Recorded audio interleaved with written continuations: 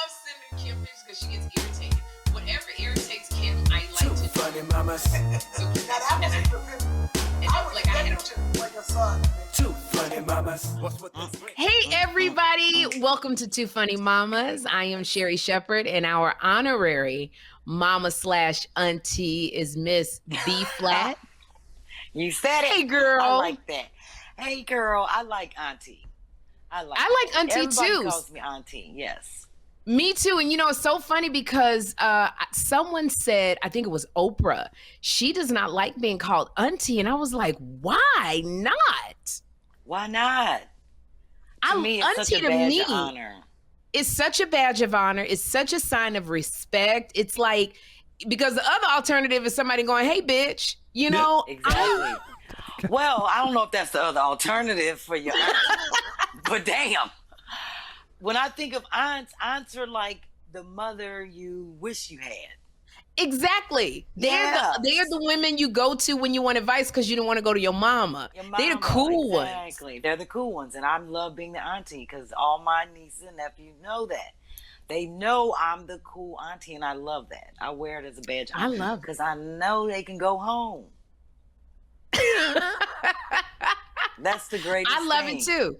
But I have to tell you, I didn't know about auntie until I was on Instagram and all of these people kept going, hey auntie. And I'm like, okay, who are you? Like, are we related? Then I was going back asking all these relatives, do you know Deshaun 78127? Because do you know Mika, too big for your mouth 182? They keep calling me auntie. So girl, that's a sign. That's a badge of honor. That means they respect you. That means you remind them of like their favorite aunt. Exactly. The one they kick it with. So yes, it's a badge of honor. And maybe the alternative is not, hey, bitch. The alternative could be, hey, grandma. I don't want that. You don't want that. I don't want not that. At all. Or for my case, it could be, hey, mama. And then I'll be like, one that got away. One that got away. Yeah, so I'd rather for you to call me auntie than mama. Exactly. So we like auntie. So you mama / auntie. So yes, glad to have you back filling in for Kym Whitley, who is right now. We weren't able to switch you and her with the Martha's Vineyard gig because in the end, she wanted to take Joshua to get that experience of being at Martha's Vineyard. And they ended up I'm going. Not mad, though. But you also know it was Barack Obama's 60th birthday, and you knew he was up there celebrating his birthday. So I think Kym thinks that she gonna show up like at the door and get in. So we'll have to find out if she managed to crash that party. But Sherri, you thought you was gonna do the same thing. If I was going, you was trying to go up there and meet Barack and his people and the people around him and find out if he got somebody that he put over in Mallorca as an emissary, if they single. I still stand by what I said. And for our listeners and viewers, I told B, if I went up there to Martha's Vineyard, I'm going to ask Barack Obama, because you got to put it out there. If he knew somebody as a foreign dignitary or somebody, he knows somebody over there in China or Russia or, you know, somewhere, somebody single. And who not to have is a referral from Barack Obama or Michelle Obama. So that's all I said. I'm sticking all you got to do is call Kym, because she's there now, and be like, when you meet your boy, put a good word in for me. Absolutely. Because, you know, Kym will use Joshua. She'll throw him over the fence past the Secret Service and jump right over the fence after Joshua. Because Joshua will distract with all that screaming. So... But she's there, and I wanted to clear up a few things, and I really want to talk about you, B, because so many of the comments, everybody loves you, B Phlat. Good. But they're starting to get the feeling that, because I kept saying, I said, you know, B Phlat gonna come on and talk about her DIY projects. If you have any comments or questions, you know, put them in. And everybody was a little snidey talking about, wait a minute, maybe it should be called One Funny Mama and an Auntie, because she's trying to get rid of Kym. So what's going on? Why don't you just say you want other people on the podcast and not Kym? So I wanted to clear that up and say Kym has been incredibly busy and going out of town a lot. We started this podcast during the pandemic, girl, during the quarantine when we both couldn't leave the house. and now we're both working, so it's hard to get us together a lot. So we're so thankful that we found you, that you are, grace us with your presence to fill in. I'm happy that Kym lets me fill in for her. Let me just say that. Kym ain't paying no bills. I'm paying these bills. But she loves you. You know this. Yes, and I love Kym, she loves and you. I love the fact that she doesn't mind that I do this. So all your followers, please let them know Kym is not going anywhere. No. But when she's not here, I am. And don't ask for nobody else. I'm going to clear that up. No, actually, you are a fan favorite. The numbers say it. I read the comments. People have been sending me emails, so we thank you. And there's just some things. I'm a little bit on the structure today because I want to be cognizant of your time. Hello, Chris from Mid Coast Media, who's the producer of the Two Funny Mamas podcast. Ladies. Hey, Chris. Hey, Chris. That's my favorite part. Hey, Chris. Hey, yeah. Chris. I know Makes you're not feeling a little less Kym love because Kym's not here, and I can't nurture you the way Kym does. I can't be talking to you nasty Kym does. She drops that carrot. Yeah, right. She keeps the carrot dangling. I get it. She's playing hard to get, but when she comes back, it'll be right there. It'll be right there, and it's hard for me to write a check to you, and I know I've been talking nasty to you. It just don't work. Right? Yeah. I'll be glad when you and Kym get some. And get some on a regular, even if it's just twice a month. So y'all quit harassing people. Amen. I never saw it as harassing. Excuse me. I took it too far. I won't say now, Kym. I tell her, if you keep harassing Chris, you gonna get canceled. Something gonna happen. Chris got grounds for a multi-million-dollar lawsuit with all of the stuff Kym has thrown his way. And that's why I got scared too, B, because I realized I found a few emails from Chris's company. I'm like 4 payments behind on the podcast. No. And Chris was I just want to say thank you. Chris was so sweet because I ain't been paying the bill. And Chris is so sweet. He been, he does our podcast. You know this, 10 o'clock at night. Him and Key, our sound engineer, thank you, girl. They come in, they get locked in the building because if you don't tell them they're late, they lock the building up. So they stuck together, Chris and Key over there, which I'm sure they do not appreciate. And then knowing good and well, he ain't never said, Sherri, when you gonna pay your damn bills? So I appreciate it. But then as I started thinking about it and writing the check, I was like, oh, I'm so glad because Kym has been sexually harassing Chris this entire time. He actually could have sued me and said, bump this. Wait a minute. So, this is early. There's like no limit. I don't know what the statute of limitation is.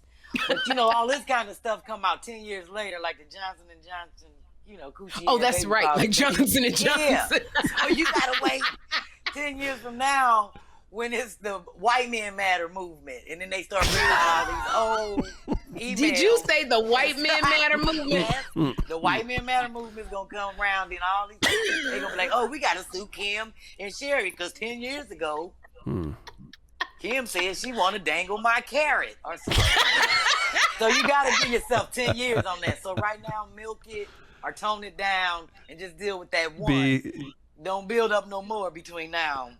Everybody's gonna class action lawsuit. Everybody's gonna wonder all their movies in like 5 years that they're both in when they're both just in all these blockbusters. Why is that like tall white dude in all their movies? Like it's so weird. He's not. He wasn't an actor previously. Like what is that? That is so oh my strange. Gosh. Chris, write really quickly, and I don't know if you have it because we have to refresh. We have new listeners and new viewers. And B, I don't think you've ever seen Chris. Have you, B? Have you seen a picture? Yeah. Oh, sure. Well, we look at his ass on the video like right now. Sherri, I can see him. I see him every time I do the podcast. He's down there in the corner. I know, but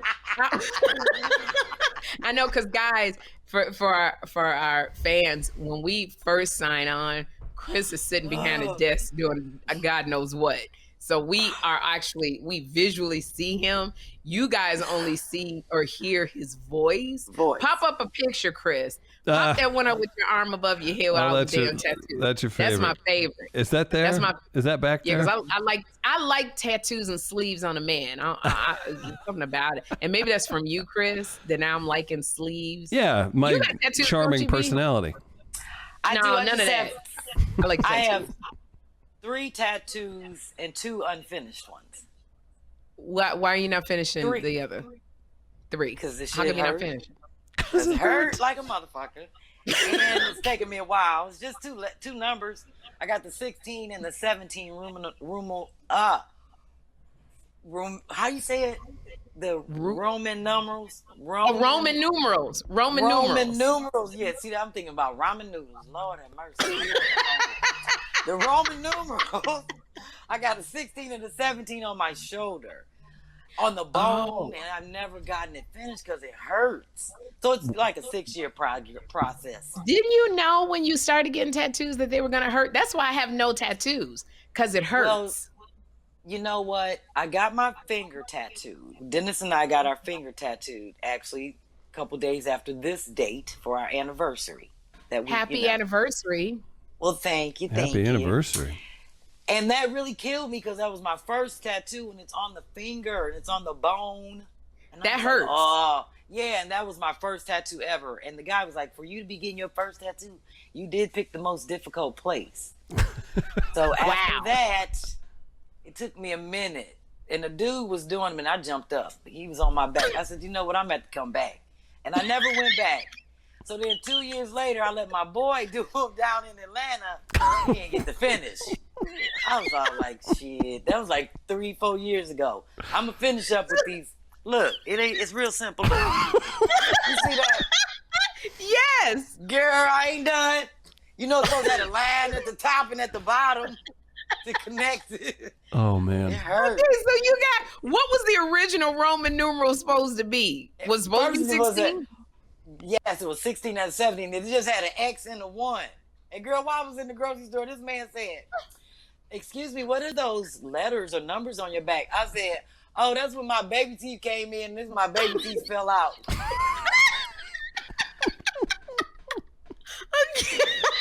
I forgot. I need to get the lines. You see, I need to get the line on the, where it connect. Yes. The letters at the bottom, like on the Super Bowl thing.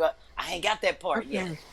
Oh, I have never seen anybody that started out getting a tattoo and it hurt so bad that they went back. Then they couldn't finish it. Then they went to a dude in Atlanta who they still couldn't finish it. And now they got 2 unfinished tattoos. Unfinished. It's the third. Does that happen, Chris, in the tattoo world? What's that? That people just don't let it get finished? I guess. I mean, that one on my arm that you brought up, Key, flashed the picture. That let me see. You see that picture, B? Yes. Yeah. That's he's got the tattoos, the sleeves on his arms, right? Like here. I got the like my husband. Inside, yeah. So that's a pretty sensitive spot. But yeah, there's a lot of color. That's like a stained glass like looking thing that I got. So they had to do the outline, and then that took 6 hours, and I was like sweating. You guys know how a horse sweats when it's foamy? Yeah. It's like foamy. My legs did that. I was like, I'm fine. I'm fine. Damn. No big deal. But then they colored it all in. So it was a pretty long process. But it just, if I would have bailed, I wouldn't have done that. But I'm sure it's happened before. Yeah, I did it. I mean, I don't understand why. I just don't understand why people, I got to turn off Alexa. I don't understand why people get tattoos. What did that do for you getting it all over your arm, Chris? Was it symbolic? That was 15 years ago. I was like, I thought it. And now I'm to the point where it's like, okay, I'm not mad that I got them. I've got 5 total, I guess. And they're all on the same arm. I'm not mad I got them, but I'm like, how? I don't care about anything enough now to get it tattooed on me, right? Like, what am I supposed to get? Like my job, my business I started? Like what, my parents? Like, I don't know. So now it's at the point where it's like, I guess if I can motivate myself to get back into like really good shape, I'll just be like, screw it. I'll get more of them and just, have a bunch of them. But it just doesn't, there's nothing I care about enough that Wouldn't motivate me now. I think I was immature. Oh, like that means you murdered somebody. Oh, well, you just say I murdered some heart. You was going to get a teardrop? Murdered some what? I was going to get a popsicle. Okay. A popsicle. And 3 drops in my inner thigh. What does that mean? I like where this is going. Go ahead. That's what I was going to get as a tattoo. That's what it means. It means suck on this popsicle? Or lick on the leg. I don't know, but that was one my tramp days. I decided not to get that. I think that would hurt. I think that would hurt a lot in your inner thigh. Now, you know what's strange? I only have 3 small tattoos, 2 unfinished, but I have a brand. I got branded. Oh, you did that? Yes. What's I'm the only that? person on my life where they hit you with the iron like a cow with the brand heated. Like what they did to slaves? Yes, I'm branded. When I pledged, I got branded. Because I'm hard. Oh, because you pledged. You're hardcore. Because she went to a fashion college. Went to Fine Bine. All girls school at the time. Okay. Girl, I got branded. Do sororities and do Greeks do that? Yes, Sherri. Yes. I've been trying to be a Delta for the last. I've been trying to be an honorary Delta for the last 15 years. I don't want to get branded. You won't get branded. Okay. You won't. I can guarantee you that. Most women don't get branded. Yeah. I only know 3 Deltas in my whole life that are branded.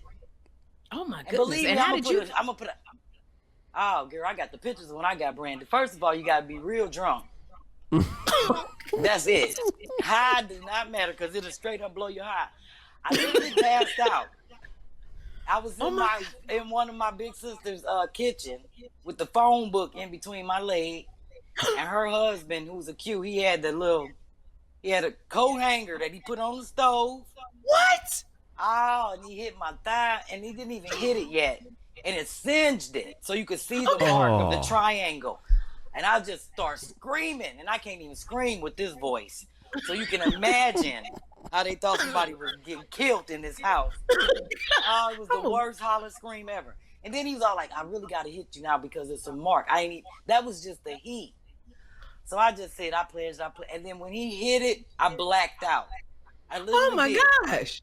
And it was only like a second, and they just put it on there and took it out. Girl, I blacked out. I just saw black and passed out. And then I woke up and I was like, okay, I got my hit. I was supposed to get the rest of the letter. See, that's another unfinished shit. Because I only got the Delta. I was like, I can't be getting the Sigma and the Theta. I got 1 letter. So that you were supposed to have more of the brand? Yeah. I was supposed to have a Delta Sigma Theta going down my leg. Let me see. I'm gonna show it to you. Look, you can see. I'm turning my thing. Almost all the variants. Sherri. Oh my gosh! I gotta see this. It's on my mode. Over. Bring it back. The other way. There we go. Nope. Other way. There. Stop. There you go. Oh my gosh! You see it's on around my mole. You see the triangle? Mm-hmm. Yeah. Oh my gosh! That's my brand. Why y'all couldn't do why you just couldn't do prick your blood and mix your blood together? What they do in the movies? Because I pledged, Sherri. I pledged long and hard. Oh. Yeah, I see. Mm. And somehow I feel like this story is not supposed to be told. I feel like the Delta's gonna be calling you up. Girl, the Delta. No, because a lot of Deltas, if they do, they're gonna be like, oh, soror, you hard. You got a brand. When I tell sorors and show them I got a brand, they have a whole new respect. Okay. I pledged in '89. And everybody wasn't getting branded. Shit, I did. I was like, I'm gonna go and do it. I ain't got nothing else to do. You are a legend. You know this, right, B? B, yes. If you put your camera, if you go a little to your left, there you go. That's perfect. And then Sherri, if you turn your speakers down a little, that would help. Oh, turn my speakers down. Oh, that's the volume on my computer, I think. Mm-hmm. Is that better, Chris? Yeah. Is that better? Key? I think so. Yeah, no feedback. Okay. Perfect. Thank you. Okay. Yeah, sorry about that. So the reason I said that, not to cut you off, but I am, because I can get branded, which only takes a couple seconds, versus a tattoo. These tattoos took 10 minutes, but it was like 10 minutes of agony. I was like, oh, hell no, I'm done with this. It's like you have a sunburn and somebody's scratching it with a needle. Ooh. Yeah, so that's why I can't do tattoos. They take too long. Yeah, plus I never for long pain. I almost did my first husband's, Jeffrey's dad's name, but his name is Jeffrey, and it was too long. And I said, I'm not going to do it. So that was the only time, and I've never been in love so deep that I wanted a man's name tattooed on me. Have you got your husband's name tattooed? No, but I feel like when you get names, you have to put them in places where ain't nobody gonna get it removed. Yeah, like on your foot or some shit like that. Jeffrey is not a fly ass name to be having going down your arm. But if it's plus if you break your foot in the exactly, if you have it on the side of your foot in the sandal, it just look like a little design. Ain't nobody gonna be reading your foot. You see what I'm saying? Chris, you got a girl's name? No. I've got the biggest thing I have is that St. Michael on the inside of my arm. That's no girls' names. You don't have your mom's name? No, I don't have Joni on my tattooed on me. Chris loves Joni. If my mom was like, you know what, you got those stupid other tattoos, can I make the arm? I'd be like, sure, fine. But no, I don't think so. See, at this point, Chris, you don't even care. You just like, whatever, whoever. Yeah. Then my husband, Dennis got my name, my BPhlat logo. He got like 4 things on his body of me. Queen. Wow. But he got like 30 tattoos. Wow, that's so sexy. I said all the time, girl, you can only see like one shit. He black as hell. So a lot of people don't even know that.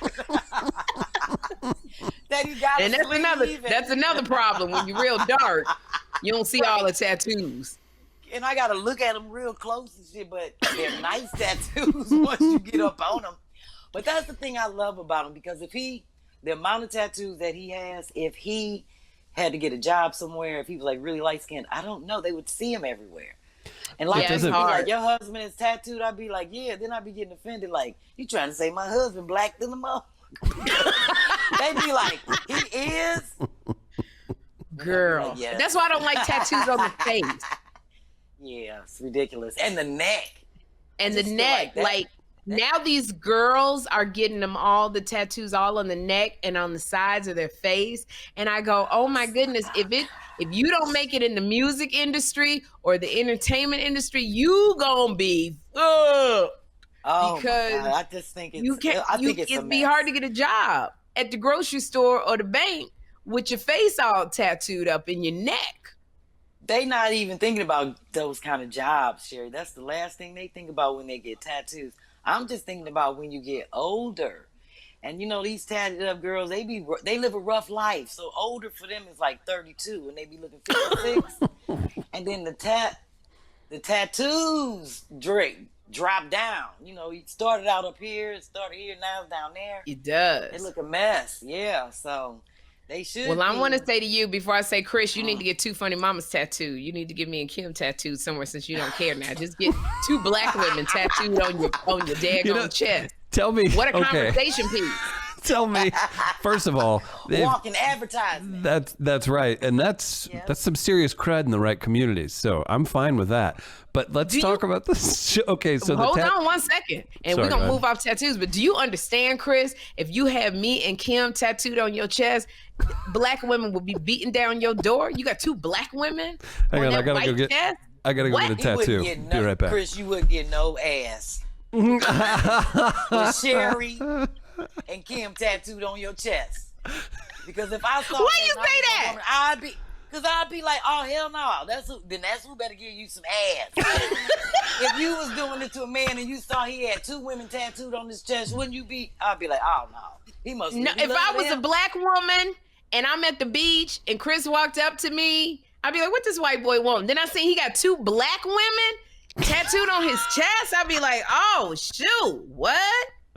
What? See, now you just letting the audience know how bad you really want a man. Because everybody that's looking at this is not gonna be saying, they gonna be like, Sherri crazy as hell. You crazy. I would be mad If I was dating somebody and he had 2 women or his girlfriend on his chest, I'd be like, turn around. I guess I gotta hit you from the back. Cause I ain't even trying to see that. I ain't trying to see that. So you see everyone as a competitor. If I gotta look at their face while I'm trying to do it to you, yes. It's different from a name. But you looking at the face, Sherri. How you gonna be on top of the man looking at the 2 women? That's gonna throw you I didn't off. think about that. Yeah, you gotta think about that. Yeah, you gotta think about that. I guess Kym and Sherri, but you wouldn't know that they're black women, because I think black women would be very interested. Why you got 2 black women on your chest, Chris? So if he put it on the arm, maybe different. But if you put it on his chest, it's close to his heart. That's why I tell my husband, I know he can't do it to nobody else, because everybody gonna ask him. They better. Who is that tattooed them names on your chest? They better ask. Okay. You give me I don't even, Sherri, I need advice. Since you suggested such an extreme thing, I'll take it to a more practical thing. I do stop myself because we do make if you go to buyjack.com/2funnymamas, obviously we've got the apparel, and we'll talk about flash rags here in a bit. But I do have your masks around here. And I always stop, and I'm like, I'm not a small person, and I have Sherri and Kym giant across my face in a grocery store, and I go to grocery stores where sometimes I'm in the minority. So doesn't that look like I'm like a poser, even though I'm on the show? But I don't want people stopping to talk to me, asking me why I have Sherri Shepherd and Kym Whitley on my face. Well, first of all, it's a caricature of us, but it does look like 2 black women. So I would look at you and go, that would make me interested to know why you have 2 black women on your mouth. So you see it as a little bit of peacocking. I don't see you as posing. I just he liked it. It's probably something. He likes it. Okay. So I wouldn't look at you. Yeah, Chris, I wouldn't. Sherri, it's not a black-white issue. He's supporting. Yeah, I would look at you as like there's some that either they're musicians or something you supporting them. That's how you overthink it. But then when they say that and they ask about, I'm like, oh yeah, I'm on there every week. See, then maybe that's what I'm worried about. I'm not trying to brag about that. You tell him you produce it every week. See, it's just an honor. What an honor. You overthink it, baby. Now here, I'm gonna move on a little bit because we've had so much fun with this tattoo thing, Chris and I, with you, B. Happy anniversary to you and Dennis. How long have you been married? 11 years. 11? Been together 12. Wow, yes. 12 years together. It's your anniversary. I'm so thankful it's not that you our actually official anniversary, not our wedding anniversary. It's what the is day it? that we met. Wait. It's our happy warm daddy day. This is the day that we met, and we knew that it was it. Sherri. Did y'all sleep together on your first night of meeting? No. Sherri. A week later. There we go. Don't be Sherri and me, Chris. Like I'm asking something. No. Sherri, we need a follow-up question. Is this the anniversary of like when you were babysitting him, or like when he came to your comedy show? Because he's younger. Yes, this is when he came to my comedy show, Chris Smart Ass. Okay, I just wanted to see what you celebrated. Okay, I'm gonna turn off Alexa real quick. Tell that story.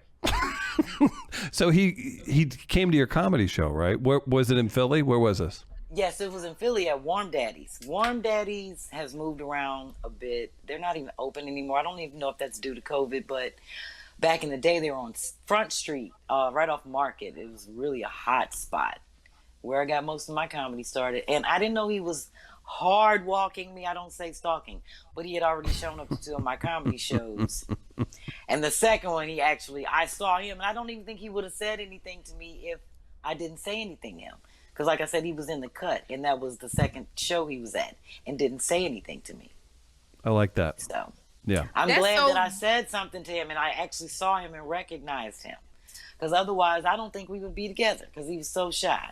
He always tells me he was too nervous to drink. I got him a beer, and he didn't even drink it. He said he was too nervous to drink it. Oh, so 12 years together. 12 years. With the younger man. I love this. And I do too. Are you, okay, I thought it was a wedding. Let me get it. No. So is Dennis want you to hang out with him? Of course. My husband wants me to hang out with him every day, Sherri. That's what we do. And when he's not working, he wants me to be with him, under him, around him, in the same room. That's how we operate. You wonder why I want a guy B Phlat? I would like that too. You will get that. You're putting it out there in the universe. You're going to get it. God is going to send it to you. I know. I've actually calmed down a lot. I've just, basically I'm like, I'm just keep doing my thing and being busy about the business of Sherri. And it is going to happen when it happens. So that's what I say. But I wanted to, I love you and Dennis so much. So I wanted to ask you, before we get on to some DIY stuff, because I want to make sure I cover that. Before it was, oh my goodness, some folks had CashApp you. And an overwhelming response, and you wanted to say a few things to the folks who had CashApped you. Well, first of all, I did do a great little thank you video. And I want to say thank you again to all the people that have CashApped me. That helped pay a couple bills. I ain't even going to lie.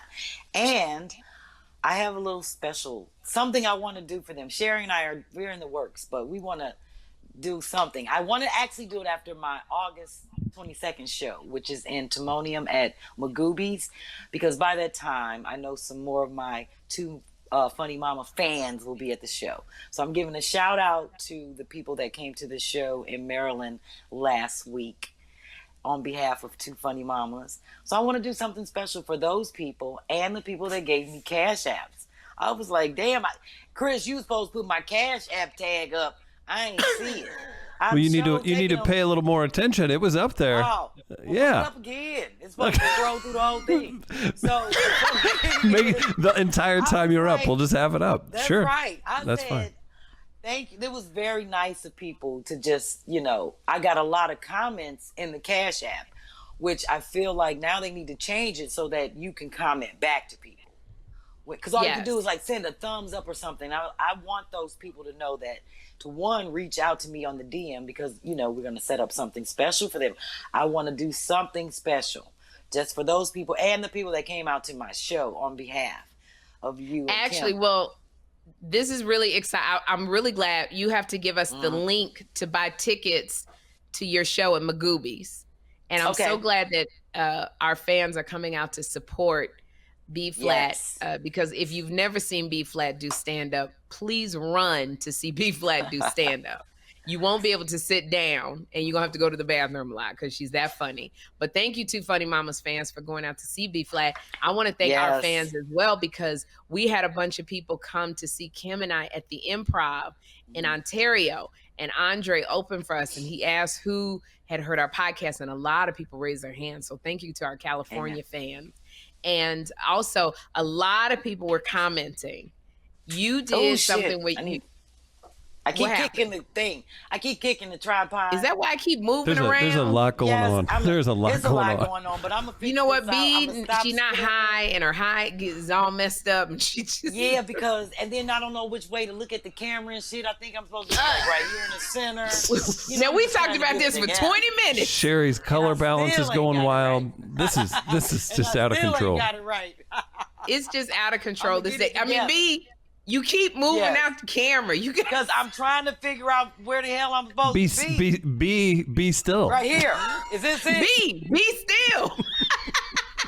It's not just me. My camera's on this pivot thing, and it turns. Why not have it on a stationary?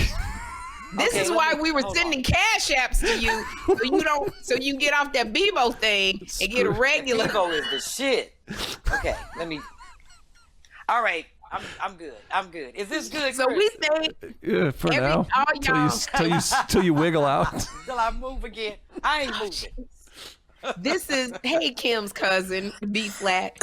So thank you everybody for sending the cash app. We're gonna put B Phlat's cash app up again, because B Phlat is doing more stuff to work towards her own. She's about to do her own podcast. She's doing different things towards the B Phlat empire. If you are so inclined, we thank you for what you've done. And if you're so inclined to do so B could get a tripod. I got the tripod. You know what I gotta get? My girl hit me up today, and I don't even know this lady, but I'm giving a shout out to her thing was like MSBN type of, one of those names. But she's like, I don't even know how to do a Cash App through a computer. And I was like, you asking the wrong person, because I didn't even know you could do a Cash App from a computer. But she's like, I want to send you $40 towards your new earbuds. I said, go ahead, girlfriend. I love you. Oh. So she's still figuring that out. She's trying to figure out how to do it from the computer. I thought you had to have the phone app. I think you do. Okay, I think you have to have the phone app too, and I love that she's still figuring it out and wants to help you with your earbuds. So great. There's so many things you can help with BPhlat, and I love you so much. People also wanted to know. So we're gonna put up your Cash App. We're gonna put up where you're gonna be and how you can get tickets. We are working on. We have talked about. I'm very excited. We've talked about this extensively. I asked you about hot flashing and what you do for your hot flash, and you took your rag and you said 2 hits to the neck. To the neck. And so, so everybody has been asking, when are your what do they call flash rags? Your hot flash rags coming out, and we are working on those, guys. Yes, we are. We have 4 logos. What are the logos? 4 sayings. They're different pictures of me in a caricature. So maybe we shouldn't say it. Maybe we should wait until they are actually on the rags, because it's all the trademarking and stuff. But we're working on different colors and sayings for you guys to get this hot flash rag by BPhlat, and they will be available on our buyjack.com/2funnymama site, but we're still working on them. So after, I think I've paid the bill for Chris, now he can start. But once the bills ain't paid, Chris stopped production on everything. Nothing. Oh man. Hey, so now that's the black in Chris. That's the black. Chris got black in him. Chris, I ain't doing nothing till I get my money. Nothing else, exactly. I wanted to give a quick shout out. You're so foolish. Quick shout out to comments and always showing love on YouTube. So I judged a comedy competition here in St. Louis. It's my 6th year doing it with Helium here, and I'm sitting there. And I went to, so we get like comped drinks and food, right? As the judge, like it's whatever. So I'm like, hey, will you run my card for like a penny or something so I can tip you? And the guy goes, absolutely not. And I was like, yeah, I'm going to go ahead and tip you. And he was like, absolutely not. You're a celebrity. You're on Two Funny Mamas. Oh, that's what's up. And he was like, I'm MM. So very cool. I hope I don't know what people want people to know or anything, but MM, thank you for being so cool. And thanks for watching the show. Yeah. Oh, that's so cool. Thank you, MM. We appreciate that. So now when we go to Helium and perform, we know you're there. Thank you. That's right. We have the best fans and listeners, and we're so appreciative because this, B, from people who come to your comedy show, and Chris, from people who listen to your podcast, which is, what's your podcast? I got Drinks with the Band season 3 starting back up in November. Yeah. That's tight. People could be doing anything, but they choose to sit and listen and watch us. So we're so grateful and so thankful. And follow BPhlat at Flat Out Funny, PHLAT, PHUNNY. That's on Instagram. Yes. So thank you for that, for following her. My mission is I want the world to know. I want BPhlat to dominate. You're doing a great job. Sherri, you're doing a great job of getting me out there. I appreciate it. Because I love you so much, girl. I absolutely adore you. I wish I could marry you, but Dennis already took you. Is that me being desperate again? That was you being off the charts, because I ain't even on the menu. I'm not on that menu. Checkmate, baby. Don't get the voice twisted. 38 minutes in. Sherri. 38 minutes every now in. And then, people think that my voice, it kind of throw them off. And you might have heard that. That's why you and Kym, I can't wait. Literally, B, I can't wait because people want, they want a trifecta. They want you and Kym and me to be together. But I literally cannot wait till you take my place and get with Kym, because it's going to be battle of the deep voices on that podcast. No. Kym is more raspy. I'm more Barry White. No, I think she's more Barry White and you're more raspy. Oh, you're so That's funny. funny. I think Kym has that raspiness that I don't have, and I got that deep. Where my nephew always calls me Uncle Kym talk like this all the time. Kym always, she get mad when I do an imitation of her, the way she talks. See, It's so funny. I really think that my voice is deeper than Kym's. Well, it will be very interesting. Interesting. We should do when it. Chris has to fix the sound on both of y'all. I'm trying to think, We'll have to Sherri. ask- I need tips for keeping them both on screen. Like, I mean, what if Kym walks off? I don't and know what B you're gonna walks do with off? BPhlat on one screen and Kym Whitley on the other screen. Mm-hmm. It's gonna be a whole like just cornucopia of things going on in your brain. We're going to do Trying this, to and keep I it know together. I'm not going to walk off the screen. It's not like I'm getting a tattoo. It's not like I'm getting a damn tattoo. It's Kym par is for the definitely. course. This is gonna. I'm telling you, I'm gonna just take off one day just so it'll be B and Kym. One day, all three of us will do it. Coco Brown will join us. I'm gonna bring Yamanika on the podcast. Oh, that's going to be fun. I think if we could, maybe we can do like just a bunch of female comics. I think that would be so hysterical. Make sure you just get the funny ones. Well, that I just mentioned all Ooh. the funny ones. I said, Yeah, but Coco there are Brown, more. There are more. Yamanika, but- you know, Linnell got to come on. I mean, Of oh my course. God.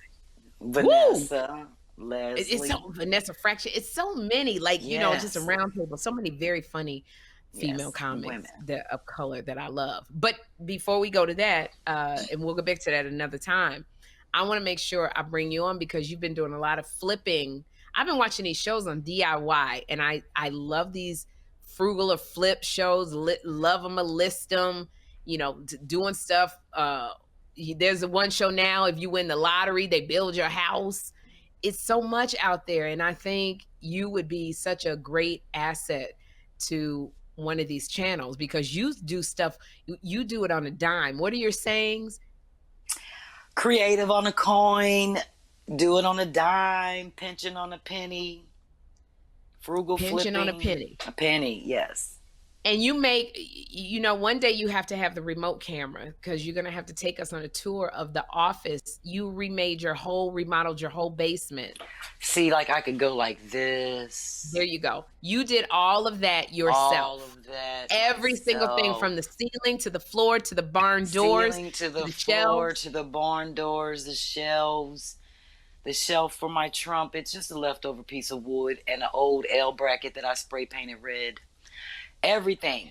And that's why I just wanted to pan around quickly because like once I go through my top 10 staples, I want people to kind of see how I use wine boxes just as floating Just to shelves. hold, yeah. Yeah, I just have like 3 wine boxes up on this is my back display wall above my desk. But I don't buy anything, nothing up here. Over on this wall side is bought. It's all just recycled, reflipped, and spray painted. Did you paint the walls yourself as well? Yes, ma'am. I put up the drywall, painted, the trimming, everything. The ceiling, I did everything. Everything from scratch. I'm so interested in this, but I don't know where to start. Are there tools that I need? Like, where do I start if I want to do a DIY project? I'm going to back up because my DIY project involved tools, like handy tools and reciprocal, saws and drills and all that stuff. Most people don't do that. Most people just do basic things like crafting. But a lot of people don't even know how to fix simple things or put up simple things. So that's why I always do like my top 10 things that I think like a household should have in a small toolbox under the sink, which is 1, a hammer. There don't have to be no head. And it's funny because I have my top 10 right here. I got a small hammer. A lot of people think you need one heavy hammer, and a lot of people don't even know how to hammer. And they start way back here and banging. Ooh. And that's how they end up hitting their self, hitting, a finger or missing the mark. When you hammer, you're supposed to be right in here and you get close on it and you're tapping. A lot of people don't know you start out tapping and then you bang. But most people be like, and then they end up hitting a finger, messing up. I totally believe in having a glue gun. A glue gun? Yes, ma'am, because my frugal flip is for basics, for people that don't have money to go out and buy things all the time or a big budget to spend on remodeling. You might have an open area around your window that needs some caulking. You might not have caulk, but you might have a glue gun. And you can seal it. I've sealed around my windows with glue gun. I've sealed holes in the walls with a glue gun. Really? Put it in there. Yes, ma'am. Because as soon as you seal it, then you just take a spackle and a little spackle tool to even it out, because glue guns dry quickly. And you can paint right over it. That's what I like about glue gun, because you can paint right over. When I paint my windowsills, you can't tell. It's clear. You couldn't tell that I didn't use caulk.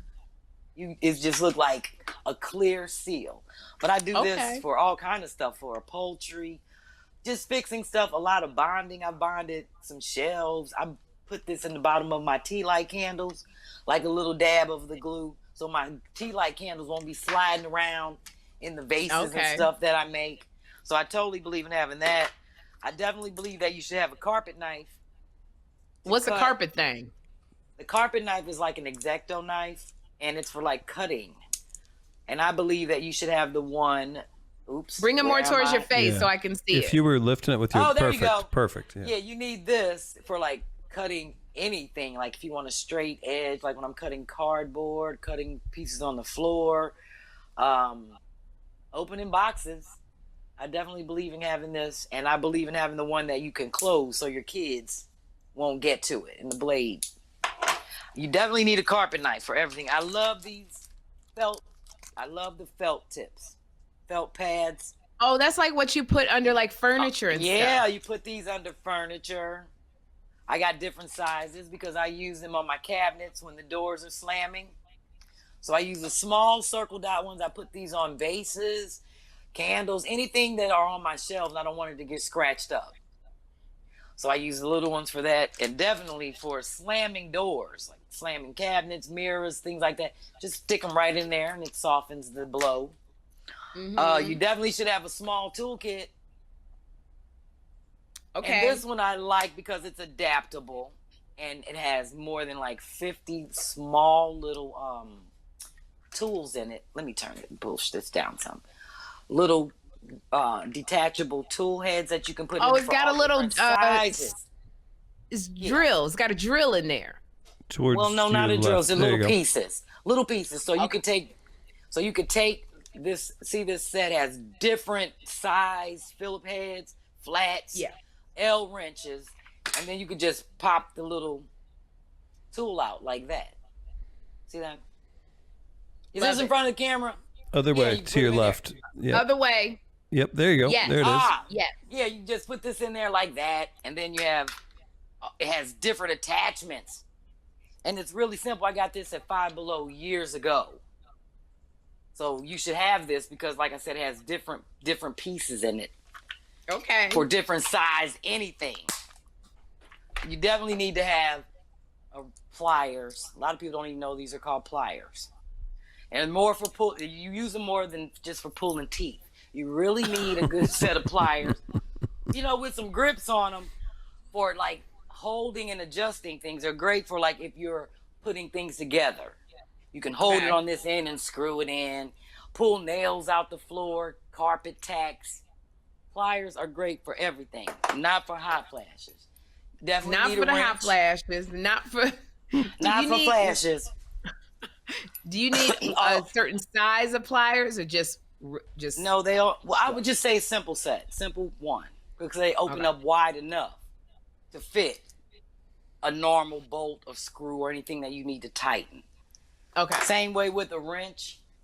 You need this. A lot of women be like, "What I need that for?" Tighten up the bolts on your kid's bike. It's adjustable. If it's a loose handlebar or anything, you just adjust it. Tighten that up. You might have a loose something under the sink. Some water might be dripping. You might have to go under there and tighten it up. Wrenches are great for tightening things up. You need that. A lot of people are like, I need a handyman. You don't need a handyman. If you have a loose latch on your screen door, the handle might be rackety. That's when you take the pliers and the screwdriver hold and tighten it up. Just like around your doorknobs. Doorknobs get jingly when you start, all you gotta do is tighten it up with a little wrench. Yes. Some of us do need a handyman when things are loose and we need it tightened up. Well, that's another tighten up. You definitely gotta have. Last but not least, is what? Some scissors. Everybody needs scissors, and you need your own little mini flashlight. People are like, it's a flashlight on my phone, but I suggest having one that hangs, because if you're working on things, you can hang this. You can't hang your phone, and plus you're gonna wear your phone battery out, and you just need this when you're working on stuff. You can just put it up on a hanger, hang it somewhere, angle it. And last but not least, I believe in having tape. 7 different kinds of tape. What kind of tape? I believe in white masking tape. Most people get the gray. I always stick with white for, like, if you have a loose electrical, like the platelet around your electrical socket might be loose. Right. Most walls are white. That's why I take this and I'll cut this tape. I'll just do like this and go down the center and cut it in half. Then I'll have a thin strip and I'll just tape around the electrical socket and make it look like a frame. If it's loose, right, that's why you use white. If you use gray, it's gonna look tacky. And most people have white walls in their house, and their white electric socket is usually white. So if you put white tape on it and around it, it won't look tacky. If you don't have the little screw in the middle, it's loose or it fell out. Right. So I use this for patching up a hole, because you can paint right over it. I have masking tape, and also you can get it shiny or matte. So if you don't have spackle and you got a hole in the wall or something you want to cover, you can take some white tape, put it up on the wall, and paint right over it. So that's a good idea. Yeah. That's a good idea. I love this. Painter's tape for everything. Okay. Taping off your wall, keeping your edges clean. I use this on everything for... I'll just grab a few things right quick and I'll show you over here.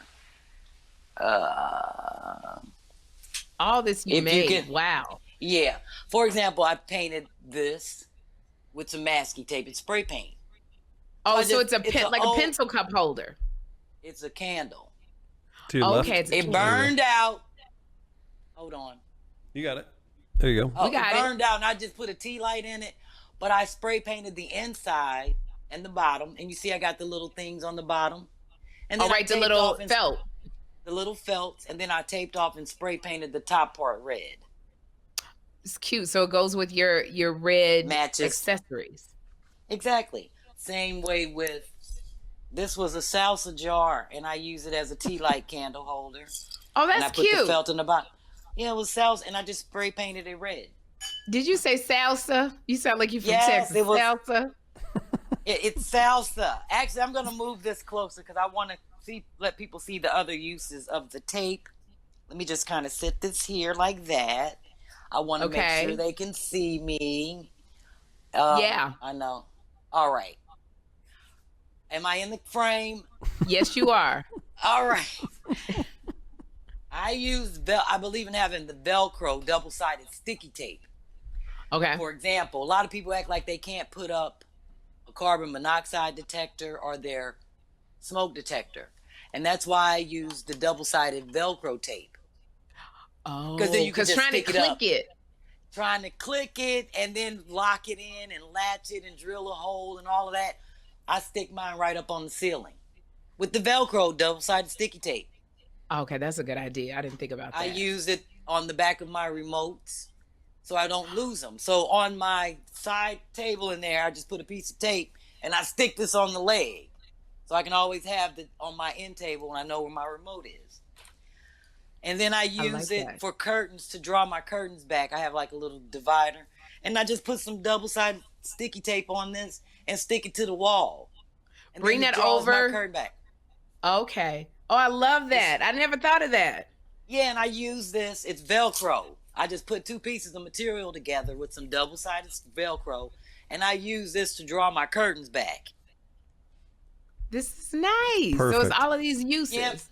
Yes, and then same way, well, I believe you need to have electrical tape because I use it on my clippers when the wires and stuff look crazy.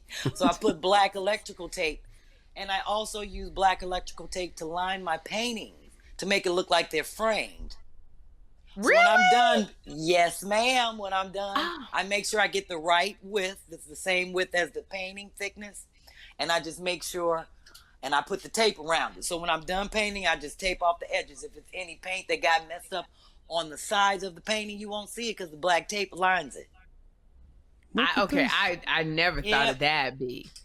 I sure do, honey, and it's cheap. And let me move this back over here. And the last tape I feel like people need is the stitch witchery. What's the stitch witchery? The ironing tape that you iron for like hems.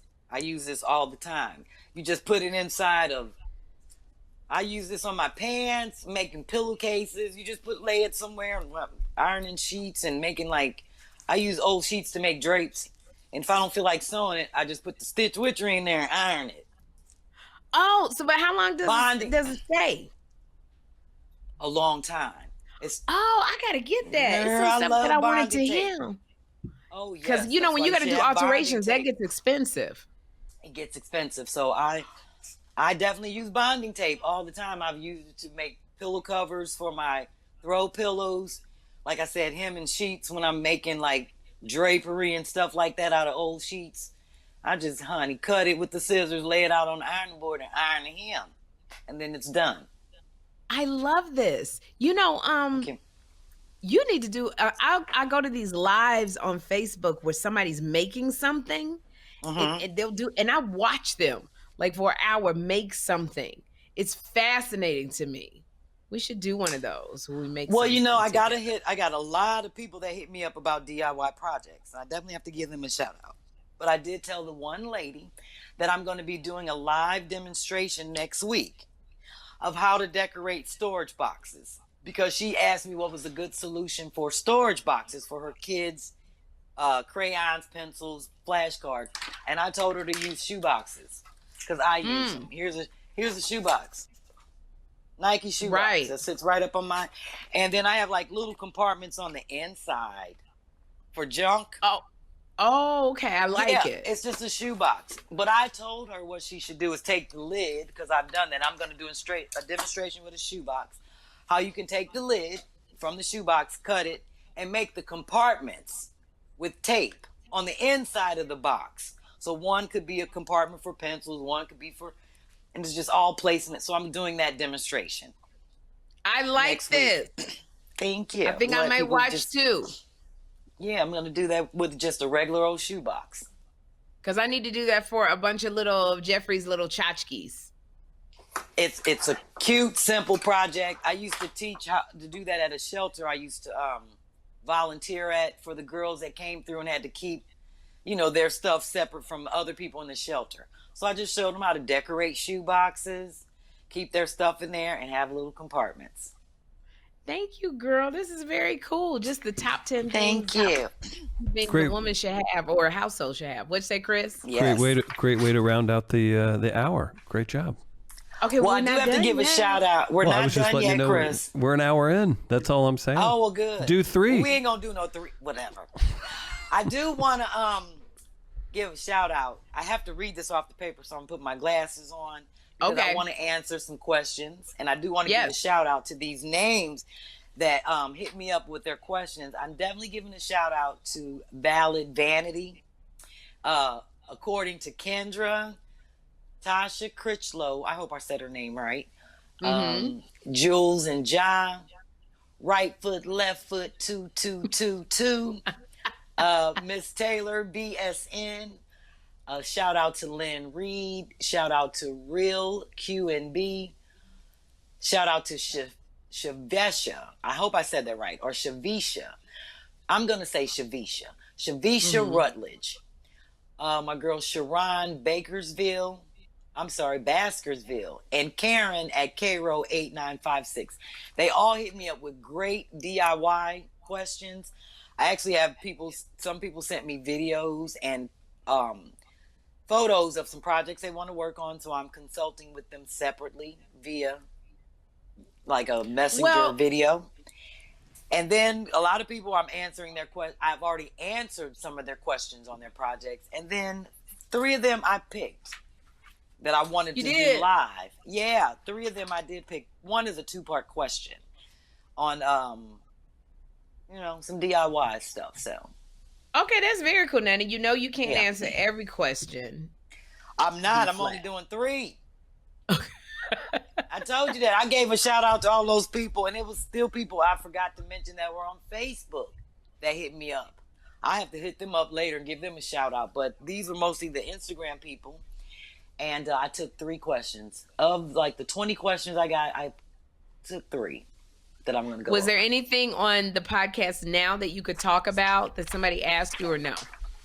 Oh, yeah, definitely. One of the first questions, the lady, Tasha Critchlow, she wanted to know how to remove a popcorn ceiling, or if I had ever removed a popcorn ceiling. And I told her, yes, I was going to definitely answer that question for her because it's a big job, depending on how big the ceiling is.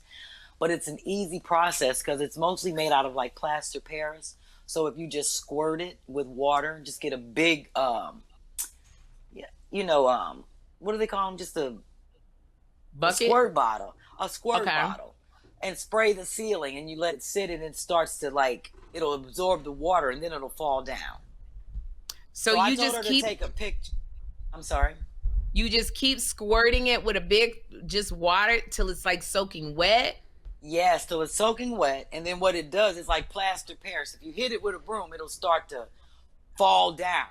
So that's when you just get up there and just start scraping it down. It'll start falling down once it's wet. How much wet do you have to get it? Like, is it better to take a water hose or No, because you're indoors, and I'm sure her popcorn ceiling is in the house, like in a room that she has to use. So I did my husband's ceiling, our hallway, all on the second floor had the popcorn, and so we had to wet it. Like you literally like drench it and spray it with a spray bottle of water. And once, our popcorn ceiling was white, but once you start spraying it, it looks gray. It starts turning a darker color. It looks like it's saturated. And then I just start taking the broom to loosen it, and it just start falling it down. And anything that didn't fall down, I took my scraper and just kind of chipped away at it. But you can't even get to it. Yeah, you have to keep spraying it. Wetting. You can't put no water hose because you'll damage everything in your room unless you're in a totally empty room and you don't mind your floor getting wet. We'll see that. You'd have a lot of water damage, but it's a lot of work, but you can definitely get it down just by wetting it. I never knew that about a popcorn ceiling. Yeah, because they're so old and they're so ugly, but people don't know it's just mostly made out of plaster. And just like plaster and on the plaster walls, when it gets wet, it's chalky.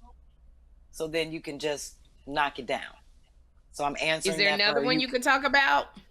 Yeah, we had another question from Tasha. This was her 2-part. She wanted to know, how do you know if a bookshelf is sturdy enough to hold the books? And I do go into a lot of people's homes, and you can see where the bookshelf may dip in and sway in the middle because they don't have an L bracket in the middle to support the books. So it's more or less, depending on how long your bookshelf is where you would need the support in terms of the books, where you would put the L brackets. L brackets come 2 in the pack at Home Depot for like $2. And if you're doing maybe like a whole bookshelf, say it's 6 feet, and that's about an arm's width, you would probably need 3 L brackets. Like 1 in the middle and 2, so that your books won't sag, And they're easy to put up. You just put it right under the shelf, attach it to the wall, and then the other part attaches to the shelf. Like this. Can you see this L bracket under here? Well, I can't see the L bracket, but I do see the L bracket because you painted it red. I painted it red. Yeah, this is an L bracket right under there. And that's what you need to support bookshelves. Mm-hmm. Yeah. Got it. Oh, you painted it red. Very cute. So like my door, so it would all kind of blend in. Because this is actually 2 doors, but I sealed this one closed because I want my trumpet to remain there. And this is the side that opens right here where I put this little handle. This is under What's my steps. behind that? Storage. I built a storage unit and closet up under here to hang my coats for the winter and stuff like that. So it's really nice, so organized cool. storage. Nails, and I just have like summer stuff hanging in there, like my bags and hats, fans. My sewing machine is in there. So when I need to sew, I just bring it out and throw it on the table. I love this that you're able to answer these questions, because most of this stuff you have done in your home, because you've actually remodeled. You know, I keep talking about the basement, which is your she cave, your girl cave, but you've remodeled your entire house, and I think you have 3 floors. Yeah, I do have 3 floors. I still have 3 rooms left to do. But you did your husband's office. You did your husband's office. You did your yoga studio where you teach yoga. Yes, his gym, because that's where he has his own personal training business. You did your bathroom. I did our living room. I did my bathroom, our living room, our bedroom, and this basement. I still have yet to do our other bathroom. I did his bathroom upstairs. I have 1 bathroom left to do of the 3, and our kitchen.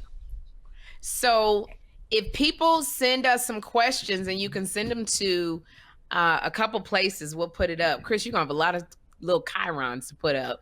But on it. I think that B can have a segment called Ask B Phlat, like some cute segment on how to do your house.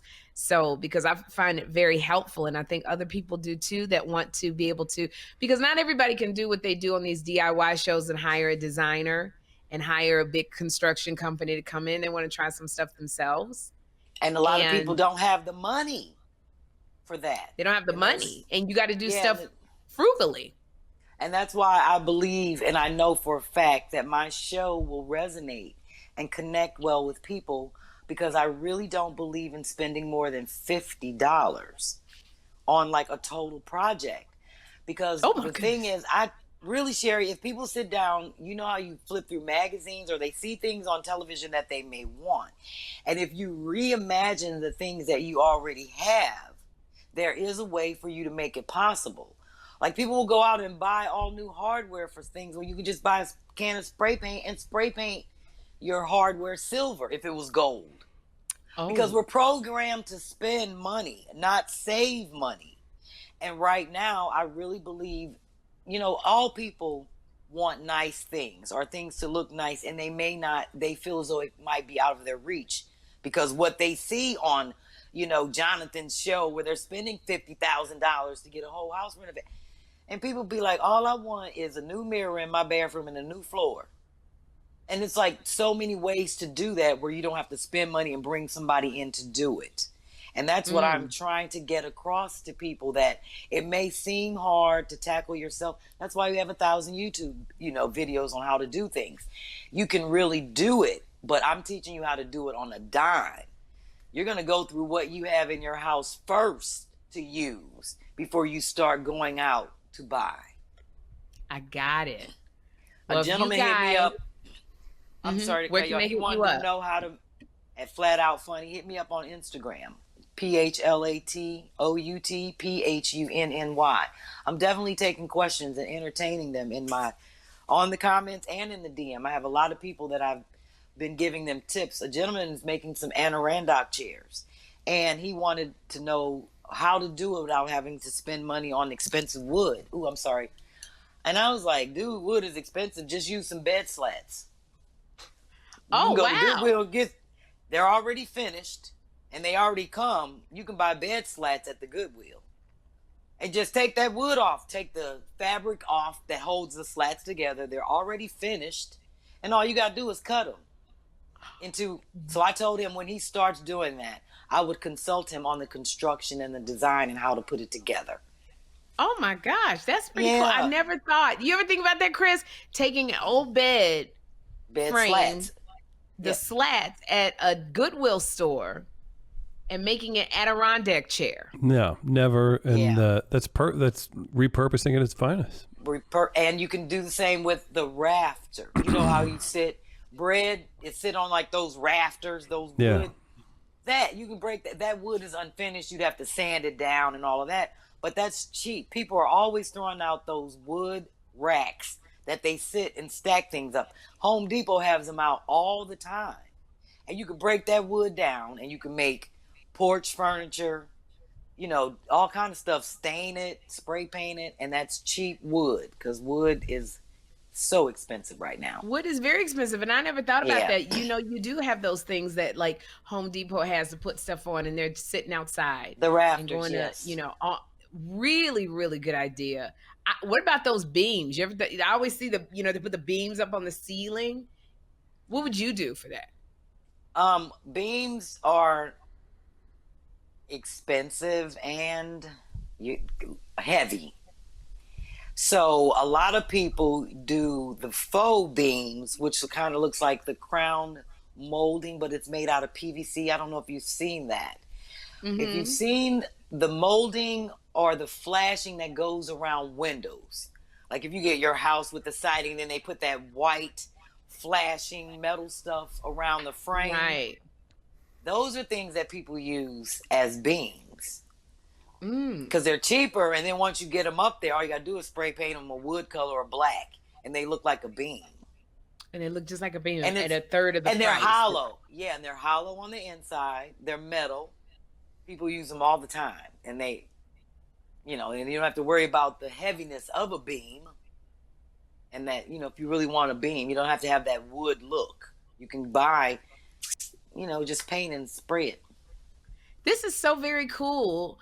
And if you guys go to Flat Out Funny, and we're gonna put it up at the top, you can leave BPhlat a comment or question, or if you go to twofunnymamas@gmail.com, and then in the subject line put in Ask BPhlat, then yes. we'll have B on again and ask her questions for her to answer. So if you have like little simple DIY, don't send me an email, tell me you want to build a house. Can I ask BPhlat how you build a house? I'm staying in the frame.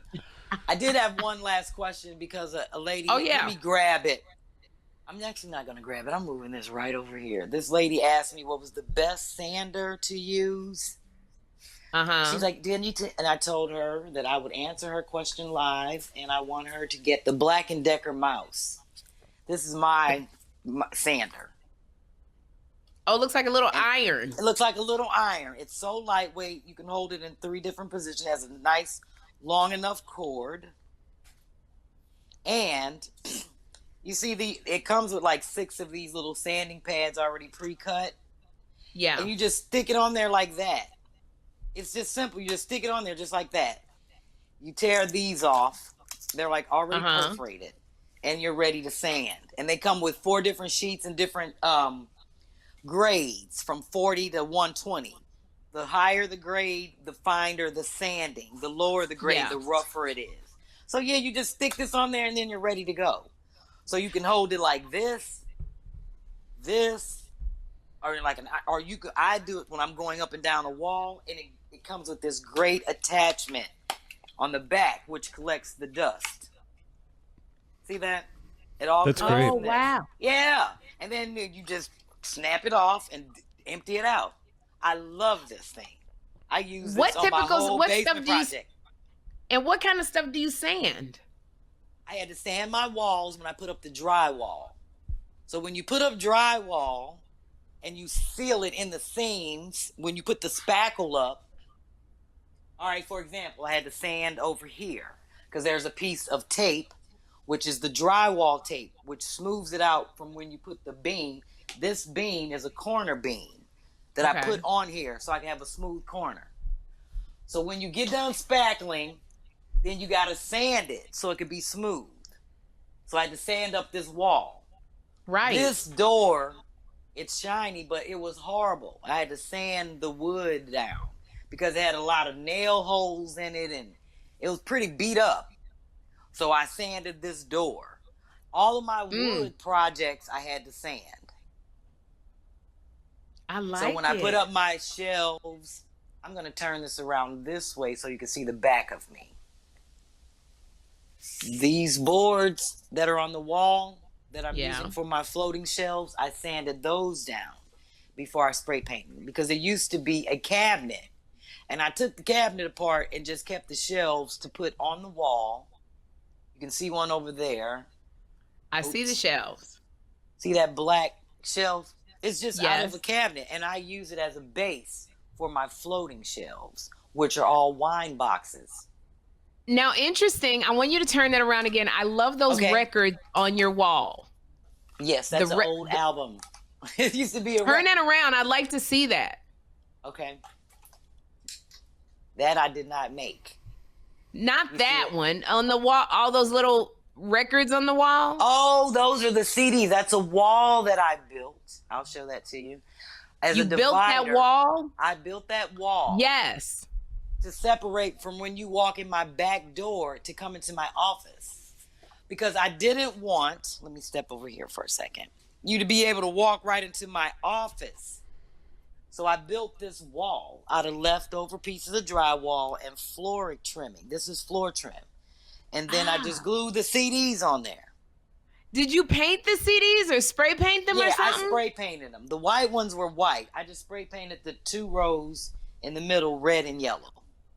That's so cool because you could buy CDs for a penny at the Goodwill. Let me move this so you can see. I'll just pan so people can see. I built the little wall. It's just a divider, and then it goes all the way down to the floor. That's so cool. Yeah, next to my microwave cabinet.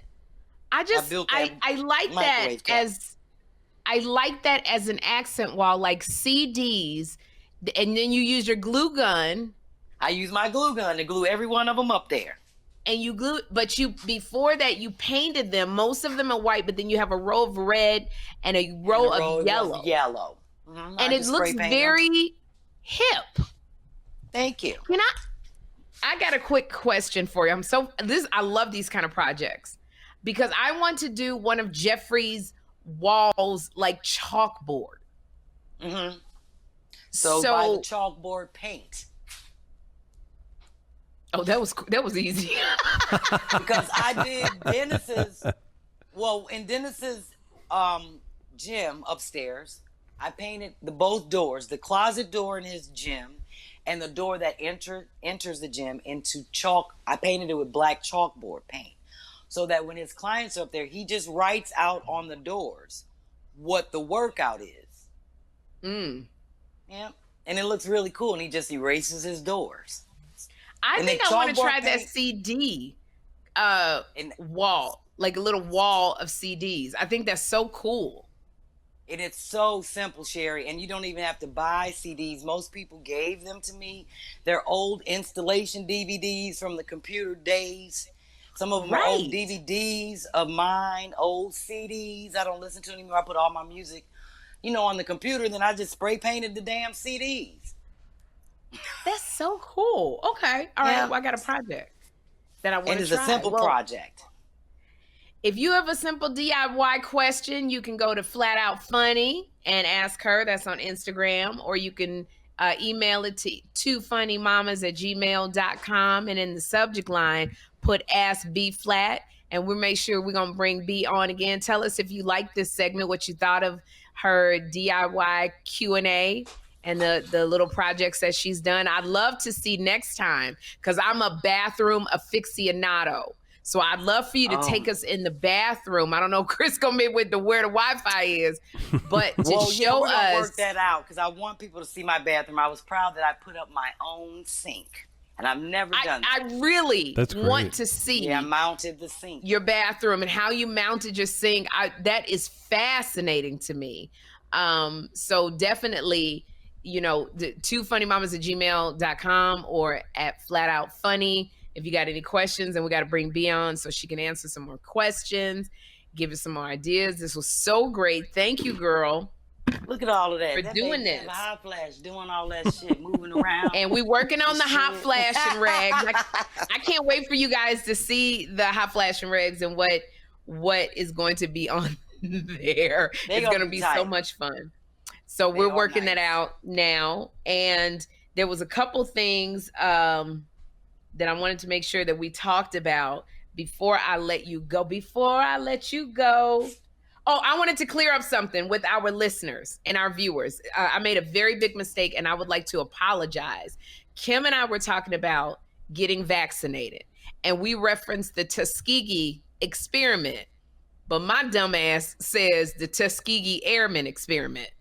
Oh, yeah, you was wrong for that. Because you know why? I had just had my teeth whitened flat, and all my pores were open, and every time I laughed, it hurt. All I was thinking about was the pain, but I had to talk, and I so many people commented, and I kept saying, what are they talking about? I did say Tuskegee experiment, and then someone said, no, Sherri, you said Tuskegee Airmen. Airmen. And there's a big difference between the Tuskegee Airmen were the pilots, and the Tuskegee experiment was when the government had a whole experimental process where they had men and women come in and they promised them a treatment for their syphilis, when in fact they did not. They gave them placebos, and they did not give them the treatment for their syphilis. And many of these test subjects, the men and women, went blind, and they had mental illness, and they died. And that was the Tuskegee experiment. It had nothing to do with the airmen. And we were talking about the vaccine because so many people, and again, I apologize to everybody for saying that incorrectly, but with that, are you vaccinated? I know it's a personal question, B. I don't understand why people are making that personal. They act like you asking them, who you're dating, are you sleeping with? It's stupid. People aren't so I'm vaccinated. I have it on my phone.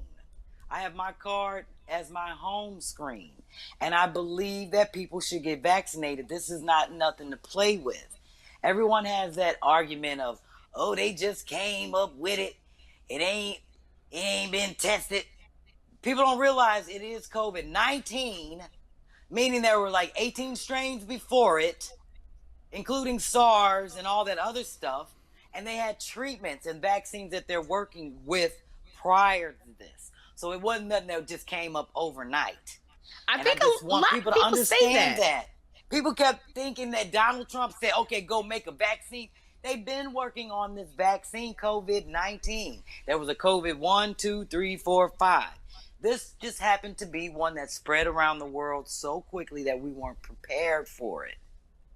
So I just feel like people should get vaccinated. I don't think it should be a personal choice. I really believe that it should be a mandate, just like CPAP, because it saves your life. I want to interrupt you because a lot of people are running around going, you're taking away my freedom of choice. How you feel about that? It is their choice if they want to live or die. That's everybody's choice. But I don't feel as though it's your choice when you're taking someone else's life into consideration. Just like your child or whoever is in your household. And when they're around other people, you're exposing them. They may or may not be vaccinated. So why run the risk? Think about it like this. If you're not vaccinated, you get COVID, and you see it, how it's running rampant in the South, in Missouri, and all these places, these hardline red states where people were so opposed to getting the vaccine. But now they in there begging for experimental drugs. And that makes no sense to me when you could be taking a vaccine that is proven. But now you up in here being treated with some shit that ain't even...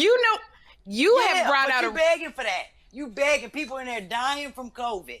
And they end up, treat me. And they're giving you all kind of stuff that has not been proven just yet to treat COVID. They doing the best they can. When your ass could have got a shot that only hurt your arm for 3 days.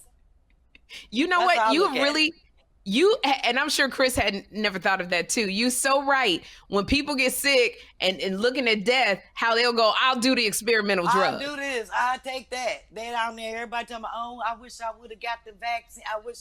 If you get the vaccine, what people don't understand, they're not saying because you get the vaccine, you're not going to get COVID. It's just like if you get the flu, your symptoms aren't going to be bad.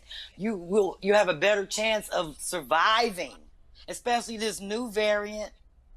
Now they got all these people on here talking about, I wish I would have got vaccinated and my kid is sick. Come up closer to your mic. Oh, she's got it on her. There you go. What kills me, another thing, everybody was so praising Trump for getting this vaccine out there. And then what happened to all of that? All the Republicans and his constituents were so behind him pushing it and getting it. Okay, we got it. Now people don't want to get it. It shouldn't have to do with an administration. This is not political. It's about life and death. And this country is never going to get back to a normal. There's no such thing. Because it's going around again, and we're going to be in the lockdown again, Sherri. I see it coming. Well, now we got we had the Delta variant. Now we got a Lambda. Is that what it's called? Exactly. Oh, Lambda. I saw that, and I was Yes, like, this yes. this is not going to go So it's well. it's an even new strain. And I have to tell you, I was talking to a doctor in Texas, Dallas, the other day, and she said, Sherri, most people are in these hospitals are unvaccinated people. And this Delta variant is so serious that now it's affecting younger people. Because, you know, the COVID was affecting older people. Older people. She said this Delta is affecting younger people and children. And she said, and it's having neurological effects on people. And, you know, and like I said, and like you said, being vaccinated does not mean you can't get COVID. It just means you have the antibodies in your body to fight it off. Right. More than a person who's unvaccinated. Unvaccinated. So a person who's unvaccinated, especially if you have underlying conditions, you are susceptible to getting it and you can spread it to people. This is why they want you to get vaccinated. Yes. What kills me about people with underlying conditions, and most people have one or two, they don't go in and question all the experimental drugs that the doctor puts them on to treat whatever if one thing don't work, they go back and say, well, give me something else. They don't go in and you're treating a condition that could save your life. If you got diabetes or heart disease or cancer or something like that, you don't go in and say, oh, I don't want that. Let me see the test on it. When did they make that drug? Don't give that medicine. I ain't getting that. No, nobody says that. But everybody up here I can't name one person that I know died from getting a shot. But I know a lot of people that died from cancer, heart disease, diabetes, strokes, and the medication that they was using. And this is one thing I can speak on it because I have people who are diabetic that it runs through my family who will, this is the thing, I have people in my family who go, I'm not going to get vaccinated, but I'm going to go eat them pancakes, their pork sausage, that will get my foot cut off. But I won't take this vaccine because I don't know what it's gonna do to my body. But you eating all kinds of crap to get diabetes and to get cancer. You're feeding your fibroids by eating. No, but I ain't getting vaccinated. I don't get it. To talk to people in my family, I'm like, do you understand what you're saying? And even someone said to me the other day, well, I want to have a baby and I don't know what this vaccine is gonna do to my body. Well, when the last time you used a condom?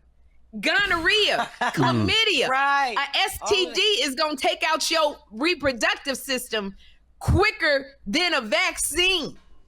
HPV. Do you understand how much problems we have? And I know a doctor who's a perinatologist. He delivers high-risk babies. And he sees young women in there all the time who have all of these STDs, chlamydia, gonorrhea, which was untreated. That destroys your reproductive system. But you don't want to get a vaccine. They're not separating the vaccines into black people get in this line, Mexicans get in this line, Chinese people get in this line. Oh, and Chris, you white people got the great vaccine. It's not separated like that. We all get the same vaccine. But if you're still wondering, go to the place where the rich white people go. That's where I went. Now, what was so funny to me, like I never got a flu shot. I never got a flu vaccination because I felt like I don't know nobody dying from the flu. I've had the flu, I've had the cold, and I'm not dead. But I know people that have died from COVID and what it does to the mucus in your lungs and your respiratory system and stuff like that. So I don't understand why you would question not getting this vaccine. Why would you question that? This would be interesting. I would love for the listeners and viewers, because I'm sure we have some who are very much against getting a vaccine. And I would love for you guys to comment and tell me why you don't want to get the vaccine. And we would love to read these and have someone who's knowledgeable to answer those questions in very practical terms, because we have a lot of conspiracy things. And I'm going to tell you something that I really think is happening. There's a strategic message, because it's being shown that people of color, Black people, Latino people, are really being slow to get this vaccine. They don't want to get it. And it's really affecting the entire community. And I think that the message, the misinformation is strategically being put out there to those very people so that they don't get vaccinated. They're using, it's very strategic to be using people's mistrust of the government and media. And all you gotta do is put one bad message out and it just gets retweeted, gets reposted, blah, blah, blah, blah, blah. And then you got a whole group of people that don't want to get the vaccine. And I think it's very strategic. Chris, you don't agree? I'm very confused at what's going on with the pushback, because I can't quite put my finger on it. Like you said, you have people with a rich history of taking Mountain Dew and injecting their bodies with it by drinking that or whatever. But then there's also, it's like I don't know. I can't speak to the distrust part. Like if you told me people just didn't trust the government, I would actually listen to that. I'd be like, okay, I get it. You're doing that. But then if you're not going to get the vaccine, I'm vaccinated. I was happy to, all that, whatever. But if you were doing things if you decide to not get it and you're being careful and you're truly like living by why you say you aren't getting it, I respect that. But no one is. I don't think anyone is. They're like, I'm not putting that in my body. And then they're like running into a crowd and eating poorly and not sleeping well and not taking care of themselves and stuff. So it's like, not to mention, right. The essential workers. You have doctors in Texas. Half the staff of doctors is talking about walking out because the way they get paid, they don't get raises. And they're talking about not coming back because they're suffering from PTSD, because the essential workers at these hospitals, these frontline workers, they never even had a chance to sit down from the first wave of COVID. Now people who are in the hospital who are getting COVID, a lot of them is because they didn't get vaccinated. So they're feeling like these frontline workers, like, okay, the first time you didn't know, but the second time you had a choice. Right. And now they're dealing with you not wanting to get vaccinated, getting in the hospital going, can you help me? Can you give me the vaccines? They're traumatized. And they don't, and it's like, and literally, again, talking to this doctor and a few doctors, it's like they feel like, stay home then. If you don't want to get vaccinated, then when you get sick, stay home. Thank you. But you keep coming to us because you want this miracle drug. You want the miracle drug. It's so like, it's aggravating. It's aggravating to me because it's like these people that didn't believe COVID was real. If you don't believe it's real, what are you going to the hospital for? If you got a cold, keep your ass at home. You don't have COVID. That's how I look at it. So why are you in the hospital talking about, I'm coughing, but please don't say I got COVID. You got COVID. You're sick. Now you're here because first you didn't believe it was real. Now it's real. And now you want me to save you. And I don't know. And I just feel like so many people. We have children who are being, your parents are getting, and they have nowhere to, you're leaving kids fatherless and motherless. It's just, oh my goodness. So anyway, we encourage you. You already know where we stand over here at Two Funny Mamas. We're on the vaccine side, and we encourage you to go get vaccinated, because at least it gives your body a fighting chance against all of this stuff that's happening. It does not mean you cannot get it. You can, but it means you're not going to die. Your body is able to fight it. So give yourself a fighting chance for the people that you love, for your children. So we definitely encourage you to get vaccinated. I just wanted to make sure that was one of the things I wanted. To apologize for the Tuskegee. Oh, do we have time to do our Ask a White Dude segment? We don't need to get to that. My phone. Your phone about to die. We're going to finish this out. BPhlat. Like my hair already died. We can smell it coming. So, before we do this, because this is a fun one, I just want to let you know there is a woman, and Kym keeps teasing me about it, and I'm going to tell her name. Her name is DeQuisha Nathan.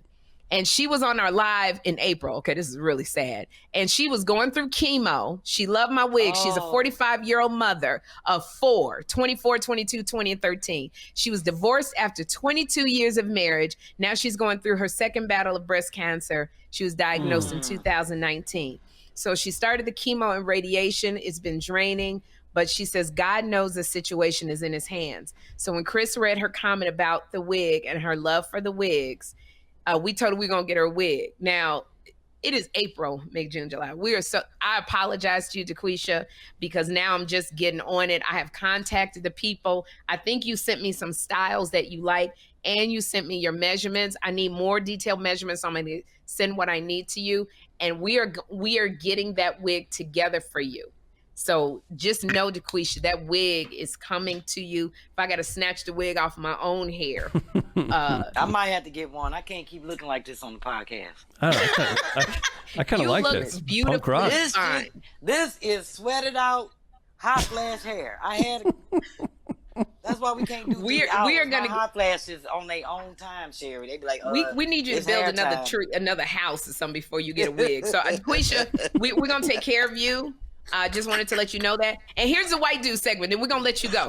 We do a segment called Ask a White Dude, where sometimes white people do stuff that's just so out of this world and so crazy, BPhlat, that Kym and I we have to ask a white dude, which is Chris.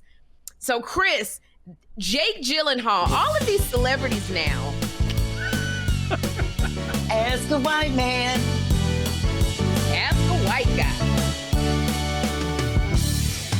Yes, I have to say this. So Jake Gyllenhaal, girl, has said, Jake Gyllenhaal is a big actor, been in a lot of movies. He said that he doesn't shower. And he's joining a bunch of other celebrities, white celebrities. Matthew McConaughey, who, by the way, is so sexy and fine. I'm so disappointed. Matthew McConaughey said he don't shower. Julia Roberts, pretty woman, that's not so pretty, says she don't shower. Cameron Diaz, she says she don't shower. All these white people is saying they don't shower. And so before I add to that, Chris, did y'all grow up in a place or a time when people said don't shower? No. That's nasty. I played sports. I was on horses. I was rolling around with dogs. We were allowed to do whatever. We were dirty and jumped us up. We had to shower 1 to 2 times a day, at least. Yeah, if not more. So this is a perplexing part of the caucasity out there. The caucasity. Yes. The Caucasian map is confusing. Did your shower include a wash rag, or was it just a bar of soap? Listen. Here's the thing. It was just a bar of soap because he took too long to answer shit. Listen.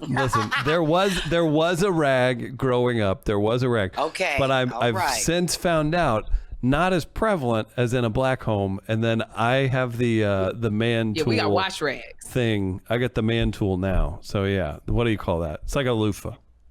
See, y'all, they be doing them loofahs. Yeah, they be doing the loofahs that be smelling musty when they. No, there's no must on the. They funky. They start to smell like the ocean. They start to smell like the daggone St. Lucia. Thank you. We got washcloths, and not only do we have wash rags, the way we did it was we had 2 wash rags for the body and then a wash rag for the private parts. You don't do your face with the same we had wash a face rag and body. We had a face and body. Yeah. You face and body. You gotta have the wash rag. My whole thing is, I kept saying, what in the world, these white people don't shower? Then I forgot. Kym don't take a shower. And now BPhlat didn't confess she don't shower. Yeah, what's going on? Threw off my whole... Wait a minute. Let's back up. Do these people say they don't shower at all? Maybe they take a bath. Ashton Kutcher and Mila Kunis said they don't bathe their kids unless they don't bathe their kids. Unless they smell them, unless they can smell them, unless they can visibly smell them dirty. or see dirt on them. Yeah. Oh Lord! Now I ain't never heard of no mess like that in my life. That you don't bathe your kids until you see dirt. Do you know there's something called surface dirt and dead skin? You dead Do skin you know that's is always called neglect and social services. And if your ass said that, Sherri, black as you is and famous as you are, they would be coming to get Jeffrey. Man. Plain and simple. Talking about, I don't bathe Jeffrey. Only if I see dirt on him, no. You can only do shit like that if you're crazy as celebrity. Kids be the main one that need a bath. They be so musty and germ infected. They the main one need a bath. Yeah. You see kids' feet that don't wear shoes? Yes, they look like mine because I don't wear shoes. Oh, damn. Kym Whitley. I never thought I would see another foot on camera again. A hidden gem for the foot lovers out there. I'm flexible. Oh, look at her go. That's that yoga. So why don't you don't shower? You said sometimes you go for days without showering. Is that what you said? Maybe B should I took be a the shower white guy. today. I took a shower. What's today? Why did she say today like it was like a once a month occurrence? I'm looking at the calendar. My calendar says July 19th. What is today? See, listen. Today is Monday. Why are you not showering every day? Because I don't feel like it's necessary if I'm not doing anything strenuous. And I'm a worker. I just like to get up and work. Now, the last time I showered is because I went running. So when I come from running, I shower. But that was on Friday. Today is Tuesday. Does your bed get funky? Today. What's your bed smell like? Would you just say your bed gets funky? Oh, we say it all the time. We be like, oh, got the booty ass on the sheets. Oh, salty balls, salty sweat, neck hair. It just our beds stink. Oh, no. I'd be like, I gotta change these sheets because I sweat. My husband sweats like crazy, and then we be naked, so we be booty juice. But why don't you want to be you and Kym Whitley? But then why don't you take a shower so you? Is it refreshing? It's if you feel good after you shower. That's not necessarily true. A shower is not about the mood. A shower is because you need it if you funky. No, and if I'm not funky, I'm not taking no shower. I'm not taking no shower just because I want to have an Let me tell you something. I have eucalyptus. It is an experience. It's the whole vibe. No, baby, I take a shower at. Girl, I take a bath too, but I take a shower and I have my eucalyptus leaves because it's like a whole steam thing. I take a shower with mint or eucalyptus just to refresh. I feel so good. I wash my face. I wash my real hair. When you got titties, you got to lift them up and wash underneath your titties. You scrub. I scrub with my feet. When I get out, I feel so clean. It feels so good, and I sleep better. And then in the morning, I take a shower. Oh, hell no, I'm not doing all that. First of all, that's wasting water. And secondly, I don't be in the shower long enough for no experience. I'm in there hit and quit it, like to hit the hot spots. I don't want my hair to get wet. Well, maybe because I'm by myself. Maybe we're depressed, Sherri. Maybe. We're both in the shower for a reason. Like we take a shower together, like he getting ready to go to work, I'm getting ready to work, so we get in, we hit the hot spot, we brush our teeth, spit on the floor, let the water rinse it down, gargle, all of that, scrub my face. I get it all done in 10 minutes. But it's out. A vibe. I mean, being in the shower, like, don't you like feeling your body? No, I do. No, I do that when I'm in the tub. When we're in the tub, it's a vibe because we have the candles. But when we're taking a shower, it's only because maybe I'm funky, I smelt myself, and I don't want to any longer. And I'd be like, oh, let me rinse the funk off. But I got to get out because I have stuff to do. I don't have time to be in the shower just having an experience. I have work to do. So that's not my time. A shower takes up my day. If I could do some work in the shower, and believe me, Sherri, I find shit to do in the shower. I be stretching in the shower. I do all kind of shit before I go running. I'll be like, stretch, get my stretching. I do multitasking. I fantasize. I literally, my mind goes to another place in the shower. Like I'll be washing my arms, and I like the way it feels, and washing my body. And I take myself to another place. I sing. I pretend I'm a singer, and when I feel my booty, when I wash my booty, I'm like, your booty feel good. Girl, you got to get something to do because I'm not in the shower that long to be worried about all that. I just want to make sure I see some brown water go down the drain. If there ain't no brown water going down the drain, then I'd be like, oh shit, why I even take a shower? I was already clean. No, I'm not taking no shower every day. I only take showers when I have to do shit. Then Like you put the lotion on after you take the shower. I don't put on lotion. Your skin is dry.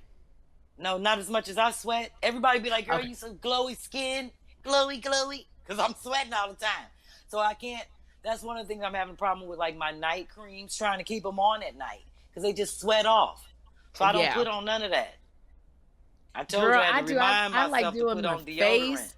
I slather the lotion all over, everywhere, girl. I love it. Dennis, my husband put on lotion every day. He is a lotion person. I'm not. I don't put on lotion. I only put on lotion when I got a show. If I'm going somewhere special, not like to the grocery store or no shit like that. I don't even comb my hair and brush my teeth when I go to the grocery store.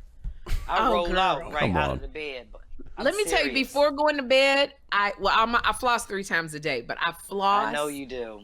And I brush my teeth and I gargle, and I know that when I just know when I'm going to bed, like, and I get in my sheets and I'm feeling soft, my breath smells great, and my pillows, like, it's such an experience. And when you wake up in the morning, your breath gonna be funky, so why waste toothpaste and save it for in the morning? But it ain't as funky. Somebody who brush their teeth in 3 days. What's the purpose of brushing your teeth and laying down with fresh teeth and breath and don't nobody smell it? I smell it. Well, in that case, I'm only brushing my teeth for other people. I like my funky breath. I love weed breath and coffee breath. But I don't want other people to smell it. So that's why I brush my teeth. In case I'm around other people. If they're not around I can't kiss people, nobody. I don't like kissing nobody with morning breath. That's nasty. That's why I married my husband, because he was the first person that ever kissed me with morning breath and weed breath. I said, I got to marry him. I got to marry his black ass. And my husband don't care about that. He will kiss me in the morning to death. And we kiss. He don't be all worried about me. I said, when he kissed me after smoking weed and drinking wine and coffee, I was like, he's the shit. He loved me. He is the shit. And I want you guys to go and celebrate the anniversary of your meeting. Anniversary. Yes. And it's time. And we're going to end it. Do you want to say anything to our listeners and our viewers, B? I do. I want to thank all the new listeners and the new viewers from your channel that come and follow me, and all the new people that are just watching, period. Sherri, you're on to something. You and Kym are on to something. People are enjoying it. You've created a lot of work for me now. I'm really responding to people and shit. So that is why CashApp does happen, because CashApp can happen, and it's worth it, because I do spend like 2 hours a day responding to people saying thank you. And because you know what, I'm relishing in the fact that people just enjoy me being silly. They haven't even seen me on stage, and people are like, girl, you just funny, and I ain't even doing shit. So it's like, why you dance crazy? Why do you be dancing crazy on your Instagram? Because I'm crazy. You know what it is? In the morning, I got to get my juices going, because I get up so early, and I've spent 8 hours a day or more in this basement, like in the office working. So I have to get in the mindset to be like, okay, I got to go down here and make it happen. So it's just like, I just do whatever my body, it's kind of like a convulsion or a seizure. So whatever my body tells me to do and say to get my morning started, I do it. And I love it because it gives me movement. Because see, what I need to start showing is how I'll get up and do yoga and go running. So when people see me get my day started, I have done that already. But those are like slow movement things for me. Those are things that prepares me mentally to come down here. Physically, I got to be like, let me shake it off. Let me get down here and call the bill collector. Call a promoter back. You know, I got to get my mind right and my body. That's why I spin in this chair.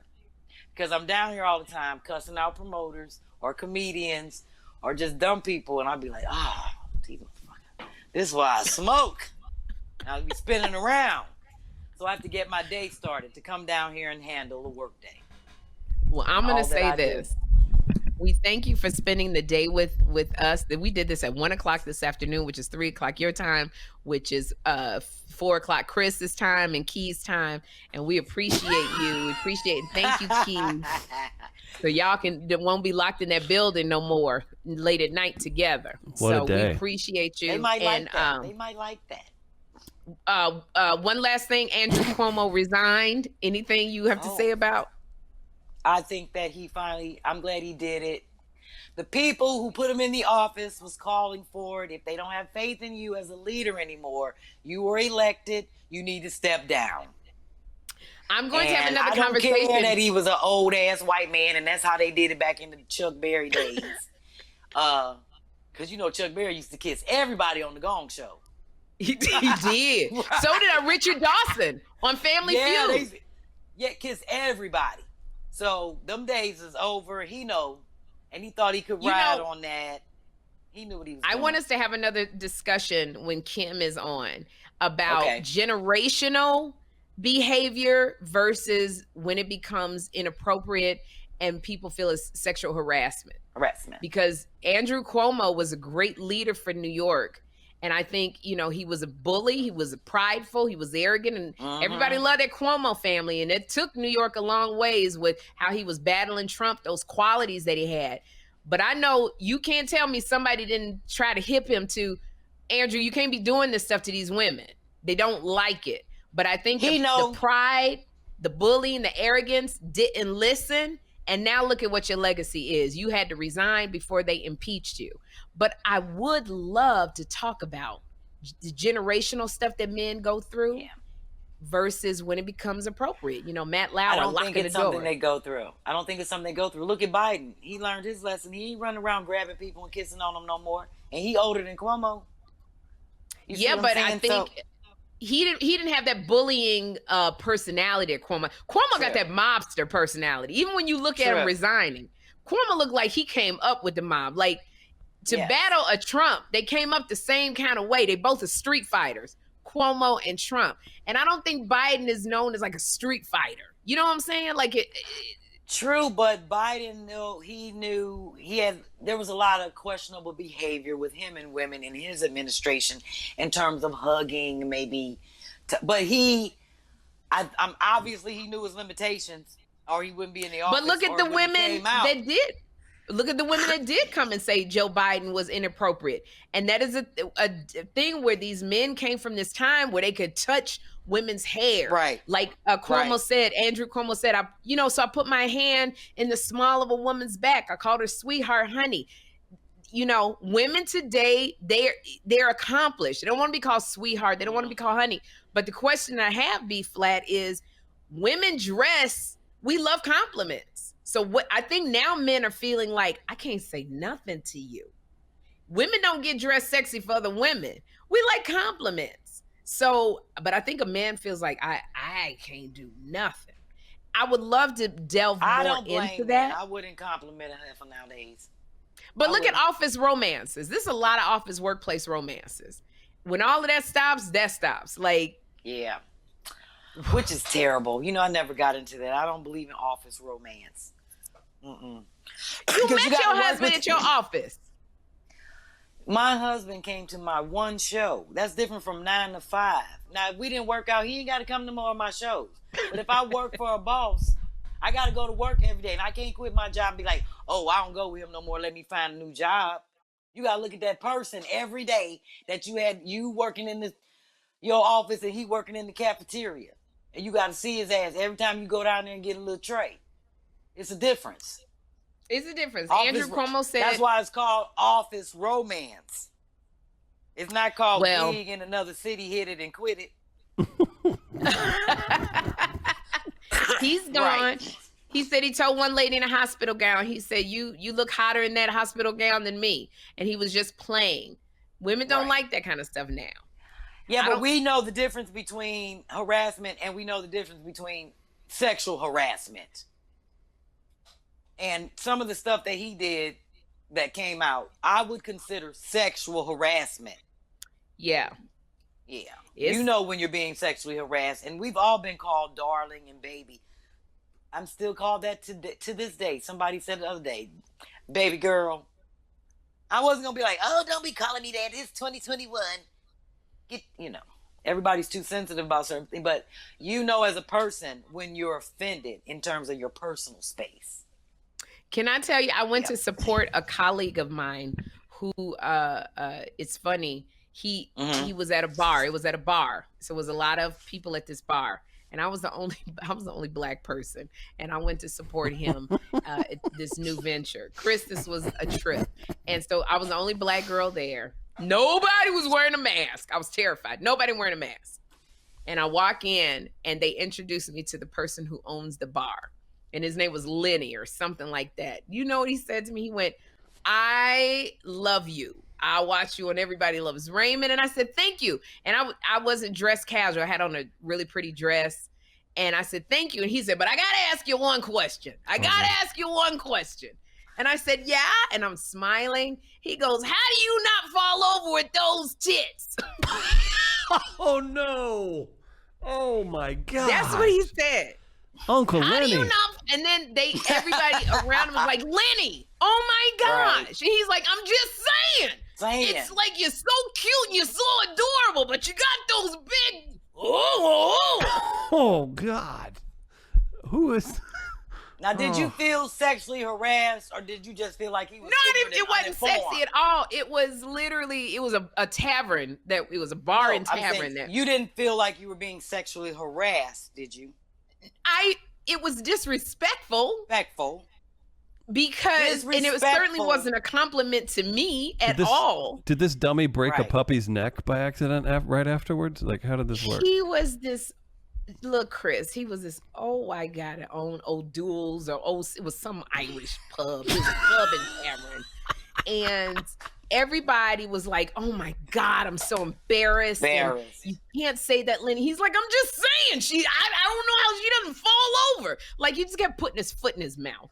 And now, see, to me, I feel like that's uninformed and he's being ignorant and disrespectful. Now, if he'd start touching your titties or trying to reach out, that's sexual harassment. Oh, his ass would have got slapped. Thank you. Then you had to slap the shit out of Lenny. So that's what I'm saying. Like, some people he was very disrespectful. But I wouldn't say he was sexually harassing you. No, I didn't feel sexually harassed. Yeah. It was disrespectful and it was ignorant. Yes, ignorant. But that's what I'm saying. You got these people and you have these people who came from this generation that they could talk to women like that. But you can't talk to women like that. Yeah. And that's what we have to let them know. And then I feel like once you let a person know, and then if they continue on with it, they know better. You've already told them your stance on it. Then that's when you gotta. They have. You draw. Well, we have to finish up this conversation because we're trying to be respectful, and it's been 2 hours. Is it 2 hours, Chris? Oh yeah. Damn it, we can't never do nothing in an hour with you, B Phlat. We've been on for a minute. It's almost 7 o'clock. You know I've been down here since 4 o'clock. I'm going to say thank you. If you guys want to get some merchandise, go to buyjack.com/2funnymamas. Please tell your friends and family to follow us because our mission is to get 100,000 subscribers by the end of the year. And we're almost halfway there. So please help us out and let people know to follow us. Follow B Phlat. We're going to put up all of her tags. She's going to be at a comedy club. Coming when? What's the date? August the 22nd at Magooby's Joke House in Timonium, Maryland. Timonia where? Maryland. In Timonia, Maryland. Yeah, it's right outside of Baltimore. Got you. So go and see B Phlat. We're going to put it all up there. And Chris, thank you so much. Keith, thank you so much. And we just say God bless y'all. And yes. Good night or good afternoon. Good night. And I'm flashed out, as you can see. Love you, B Phlat. Sitting on a flash. Love you, Sherri. Thank you. Thank you, Chris and Key. I'm hot. Bye, everybody. And freezing. Two funny mamas. Two funny mamas. Two funny mamas.